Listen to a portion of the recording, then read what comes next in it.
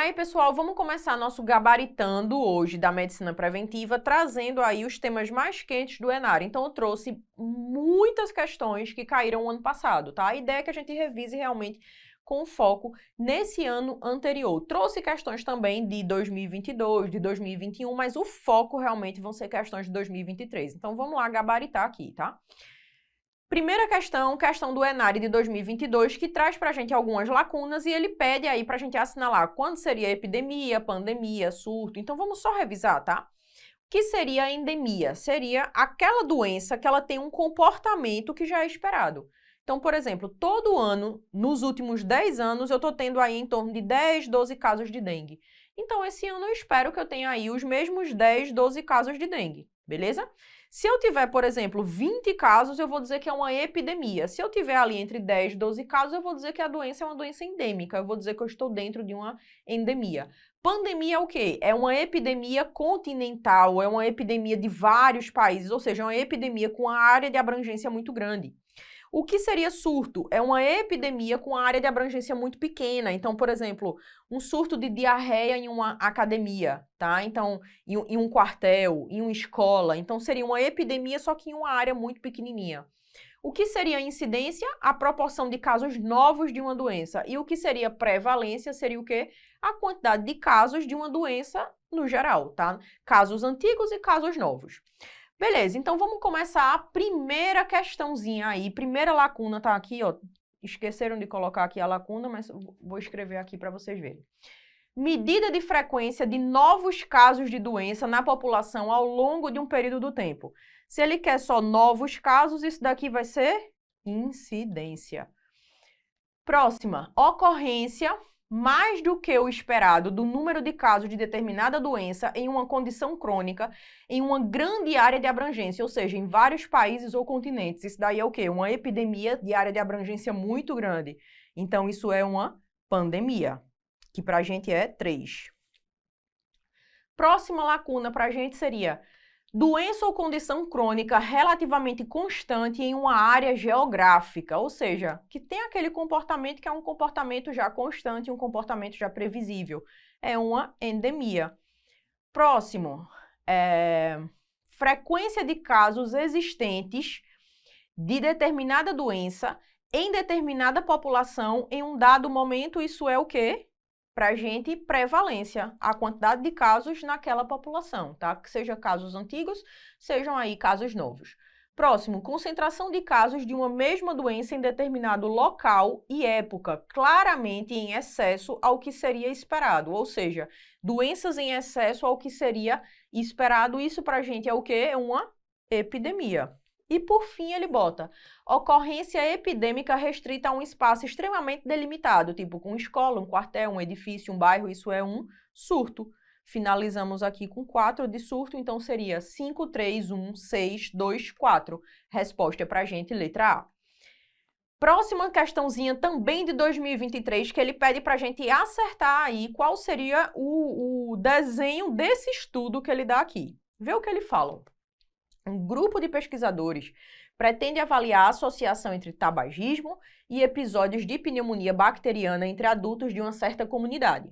Para isso, decidem acompanhar toda a população adulta de uma pequena cidade e registrar todos os casos de pneumonia bacteriana ao longo de um ano. Então, se ele está acompanhando e é ao longo de um ano, você já sabe que vai ser um estudo longitudinal e que vai ser um estudo o quê? Prospectivo. Eu parei para observar as pessoas aqui, eu vou observar ao longo desse ano todinho de 2023.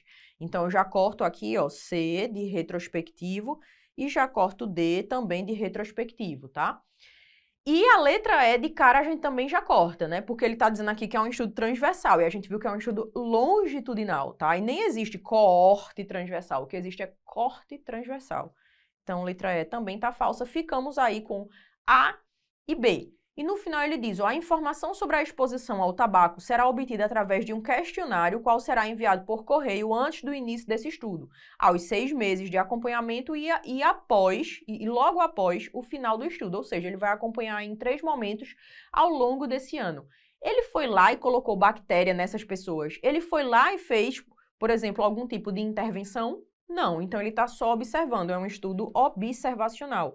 Então não é um estudo experimental, não é um estudo que tem alguma intervenção, ele está apenas observando. Resposta para a gente, letra A, né? Isso daí seria um grande exemplo de coorte, né? Um estudo prospectivo e seria um estudo observacional.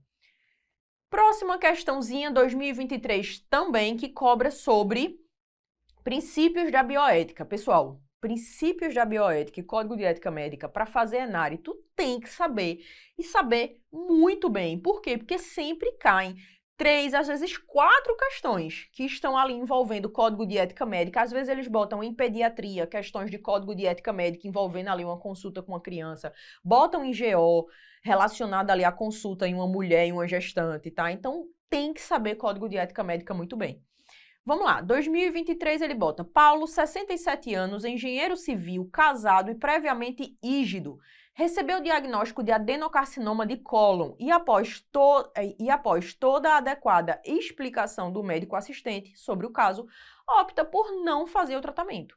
Então, um paciente com câncer que você já orientou, você passou toda a orientação em relação a tratamento, em relação à quimioterapia, radioterapia, enfim, e o paciente diz que não quer fazer o tratamento. Qual o princípio da bioética você vai respeitar? Na hora que você para, você explica tudo para o paciente e o paciente te diz que ele não quer fazer tratamento, você vai amarrar o paciente para fazer o tratamento à força? Não. Então, nesse momento, a gente está respeitando o quê? A vontade do paciente. A gente está respeitando o quê? A autonomia desse paciente. Então, resposta para a gente, letra E. Você está respeitando a vontade desse paciente, está respeitando a autonomia que o paciente tem. É a autonomia também que regimenta um princípio-chave do Código de Ética Médica, que seria o sigilo. Se o paciente chegar para você e pedir para você não contar aquele segredo daquela consulta para mais ninguém, você não vai contar. A não ser que aquilo cause dolo ao paciente ou a terceiros. Nesse caso, você quebra esse sigilo. Mas se chegar um paciente para você e esse paciente tem, por exemplo, um câncer, como é esse caso daqui, e Paulo diz para você, eu não quero que você conte a minha família, boca de siri, você não vai contar a família dele, tá? Então, ele decidiu por não fazer o tratamento e ele pede que você resguarde ali o segredo do diagnóstico dele. Então, você está respeitando a autonomia do paciente que não quer que você conte para as pessoas o que aconteceu naquela consulta. Questão de 2023 também, que traz uma gestante de 27 anos com parto prematuro de 34 semanas gestacionais. Após alta para casa, ela evolui com infecção uterina, sepse, tem óbito 60 dias após o parto. Qual seria o tipo de morte? Vamos revisar aqui rapidinho, tá? Primeiro, morte materna é aquela morte que está relacionada a quê? A gestação, parto ou puerpério, ou alguma doença que a paciente tem e foi piorada ou agravada, enfim, pela gestação, parto ou puerpério, tá? Mas tem que estar atrelada à gestação, parto ou puerpério. O que é que a gente chama de morte materna direta? É aquela que o evento que desencadeou o óbito estava realmente ligado à gestação, parto ou puerpério e não tinha nada a ver com a doença prévia que a paciente tinha. Rafaela, dá um exemplo aí, DPP. Tem como uma mulher que não está gestante ter uma DPP? Não tem como. Tem que estar realmente atrelada à gestação. Não era uma doença prévia que essa mulher tinha. Uma placenta prévia também aí é causa de morte materna direta. Não tem como uma mulher não gestante morrer, por exemplo, de uma placenta prévia, tá? Você tem que estar gestante, tem que ter a placenta, enfim. O que seria morte materna indireta, ou seja, aquela morte materna por uma causa obstétrica indireta, tá? Então seria o quê? A mulher já tem a doença, certo? E essa doença ela foi agravada pela gestação, parto ou puerpério. Uma mulher com uma valvopatia, ela teve uma febre reumática, enfim, e acabou evoluindo aí com a valvopatia. Ela vivia bem com a valvopatia dela até que ela engravidou. Aumentou o volume circulante e essa mulher acabou tendo um edema agudo pulmonar e essa mulher morreu de insuficiência respiratória pelo edema agudo, tá? Então veja que a gestação foi um grande agravante do problema prévio que ela tinha. Então isso vai ser uma morte materna por causa obstétrica indireta. O que seria morte materna tardia? Pessoal, morte materna, de uma forma geral, é aquela que vai acontecer na gestação, parto ou puerpério, ou seja, até 42 dias pós-parto, tá? Se acontecer de 42 dias até 1 ano, a gente chama isso de morte materna tardia. beleza? E não entra no numerador da mortalidade materna, tá? Mas a gente chama também de morte materna, só que chama tardia. Só vai entrar até os 42 dias pós-parto. Vê que é o caso dessa paciente. A paciente morreu 60 dias após o parto, mas ainda por causa relacionada à gestação, parto ou puerpério, porque foi por uma infecção uterina. Então, ela se enquadra aqui, ó, nesse momento daqui, de 42 dias até 1 ano, certo? E foi de causa relacionada à gestação, parto ou puerpério. Isso é um grande exemplo de quê? De morte materna tardia. Resposta pra gente, letra D. Dá uma olhada agora nessa questão, uma questão da medicina preventiva, mas que caiu até numa prova de R3 de clínica médica, e que ele pede para você olhar o contexto ético da situação. Então, é aquilo que eu te falei, Enare, sempre cai contexto ético das situações, tá? Então, vamos lá. Muitas atitudes podem ajudar as pessoas a aderirem aos seus tratamentos. Entre elas, a habilidade de comunicação dos profissionais de saúde é fundamental para garantir a aderência aos medicamentos. Um dos grupos de medicamentos mais usados e que frequentemente apresentam questões de adesão são os antihipertensivos. Sobre as atitudes do médico em relação à adesão dessa classe medicamentosa, assinale a alternativa correta. Então, quais são as grandes atitudes ali que o médico pode ter em relação ao seu atendimento, em relação ao comprometimento com esse paciente, em relação a questões éticas relacionadas àquele paciente que podem fazer com que o paciente tenha uma maior adesão terapêutica, tá? Letra A. Profissionais de saúde que fornecem mais informações ao paciente tendem a ter menores taxas de adesão. Falso, né? Se você parar, se você conversar bem com o seu paciente, se você estreitar vínculo médico-paciente, você vai ter uma alta taxa de adesão do paciente ao teu tratamento. B. A prescrição do paciente tem que ter...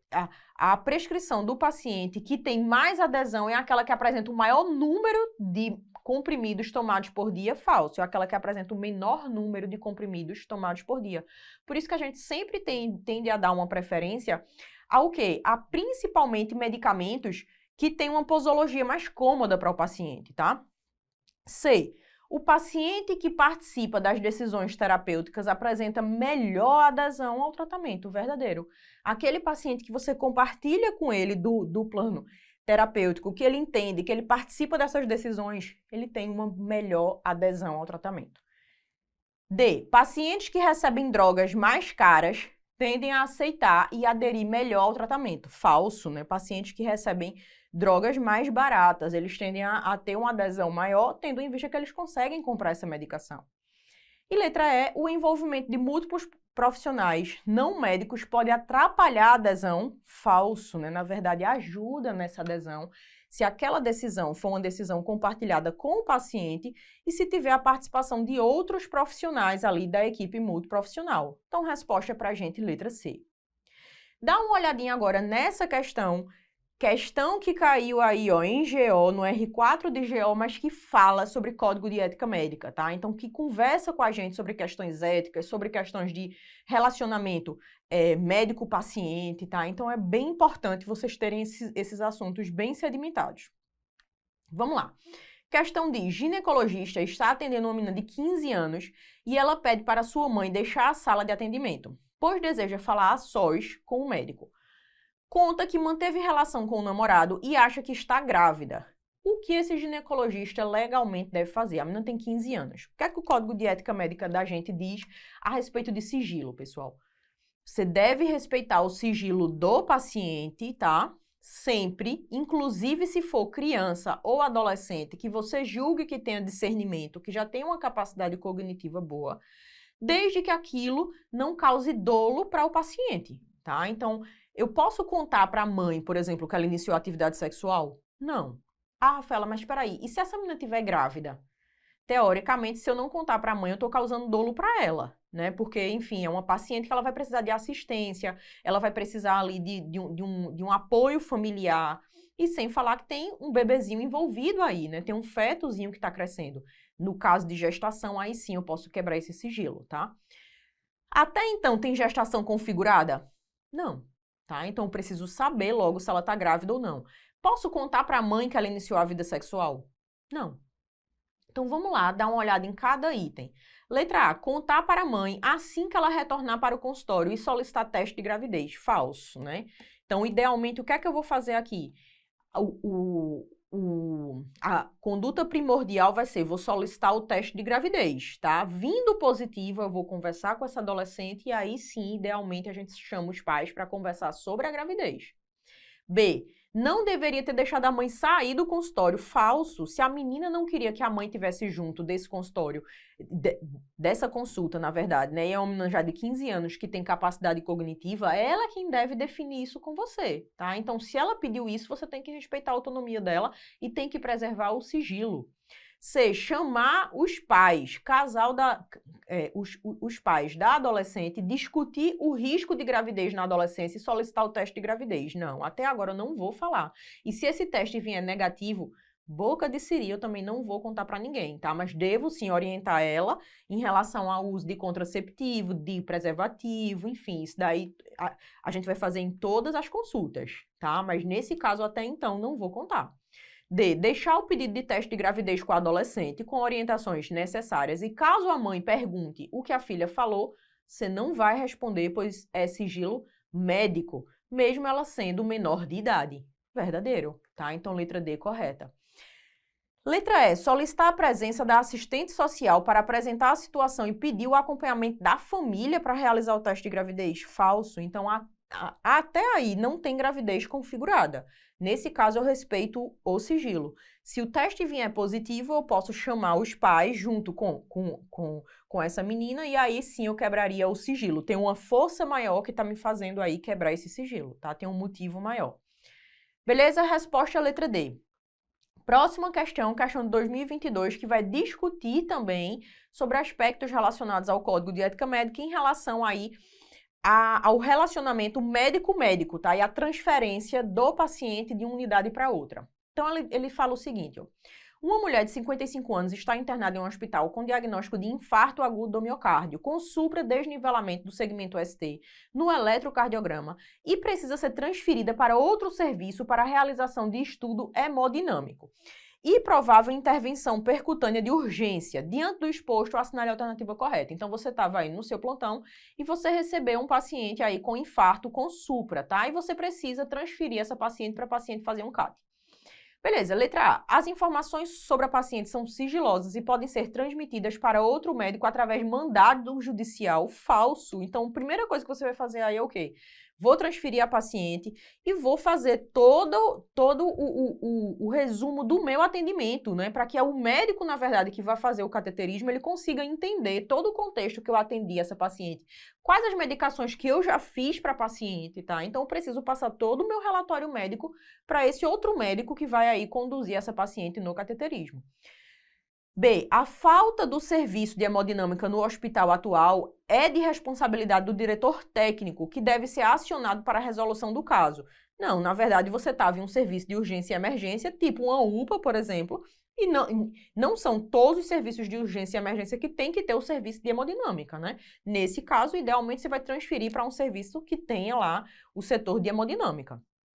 É obrigação do médico assistente informar de forma clara e concisa todos os dados necessários para que exija uma transferência de cuidados adequada. Verdadeiro, tá? Para que exista, na verdade, né, uma transferência de cuidados adequada. Então, verdadeiro, você vai fazer todo o seu boletim médico, tá? Para que essa paciente ela seja transferida aí de forma cuidadosa e com muita responsabilidade e que esse outro profissional que vai conduzir ela saiba exatamente tudo o que você fez no seu atendimento. D. O transporte da paciente até o serviço de referência é de responsabilidade do médico que vai receber a paciente? Não, é de responsabilidade sua, que foi o primeiro médico que atendeu a paciente. Então, você vai junto nessa ambulância e você vai transportar essa paciente. É de responsabilidade do médico que está assistindo a paciente nesse momento, que é o médico da urgência. E o tempo decorrido durante o transporte tem pouco ou nenhuma influência no desfecho do caso. Na verdade, é um item aqui, né, que fala sobre clínica médica e é um item que fala especificamente sobre tempo entre o diagnóstico desse infarto, o eletrodiagnóstico, enfim, até essa paciente ser levada para o cateterismo. E esse tempo influencia demais, tá? Então, resposta pra gente aí, letra C.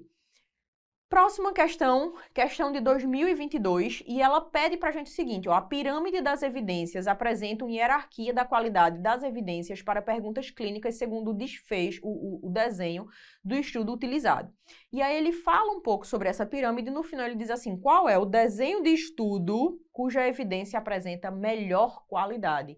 Vamos lá, só para a gente revisar aqui sobre os níveis de evidência dos estudos. Qual é o estudo que tem maior nível de evidência? Então, primeiramente, as revisões sistemáticas de ensaios clínicos, que teria nível de evidência 1A.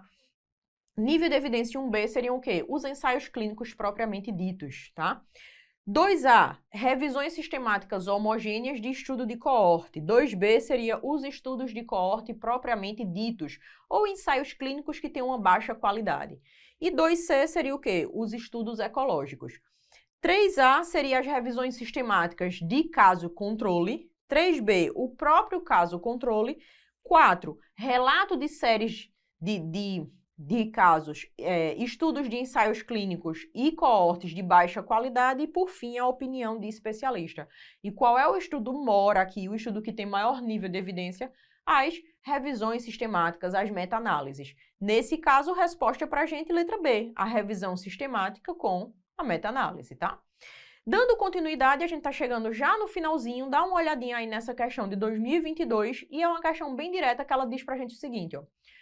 São sistemas nacionais de informações úteis para a prática da vigilância epidemiológica por profissionais e equipes de saúde, todos menos um. Vamos avaliar cada alternativa? O que é o SINAM?